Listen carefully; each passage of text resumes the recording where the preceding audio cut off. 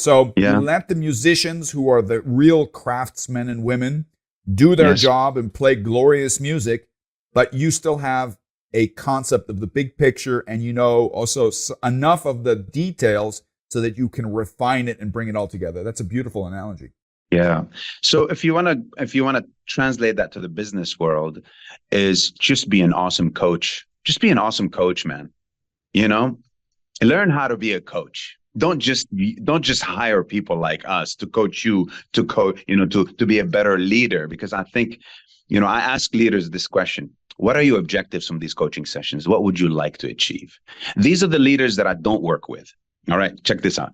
Well, I want to become a better leader so I can achieve this. I can get to this goal. I want to go there. I want to this level.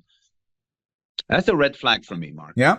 How come? But if somebody says, I really want to be coached, I want to be coached by you so I can learn how to transfer everything that I know to them, how to build an environment that I'm now have, instead of one extension, I've got 200 extensions of me. And I want to empower people because I am empowered during these coaching sessions. So I want to learn what you do with me, and I want to do that with them. That is the leader that I love working with. And these are the coaching sessions that extend, and they extend way beyond when they achieve what they want, because people are more susceptible to coaching. And I mean, not just clients, I'm talking just people, employees, clients, when they are at the top of their game. Yeah. Because they're more open. Yeah. Because people look at coaching as like, oh, there's something wrong with me, I better get coached. No, it's not.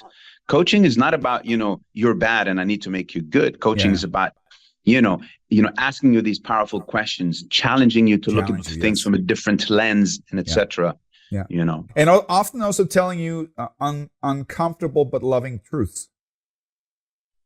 Yeah. Yeah. I don't sugarcoat things with the people. I didn't think you were. This is called the PM Cowboy podcast. Yeah. Cowboys are famous for being fairly direct. Yes. Yeah.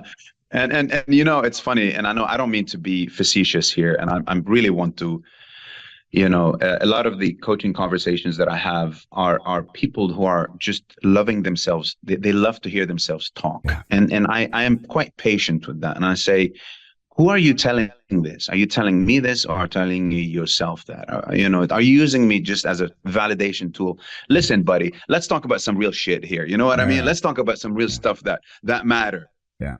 Yeah. And a lot of people appreciate that, because leaders at the top don't have people telling them, hey, listen, boss, you're full of shit. Let's just do this. I don't think what you're doing here is right.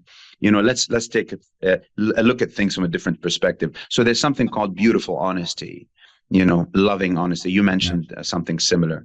So, and that's what leaders today need to do. They need to be empathetic about delivering that honest feedback. They need to be excellent in acquiring those coaching skills. They need to be fantastic communicators, but most of all, amazing listeners. I know we say that and a lot we hear that, but just listen, man. Don't just hear me. Just be a good listener, which you find extremely rare, by the way.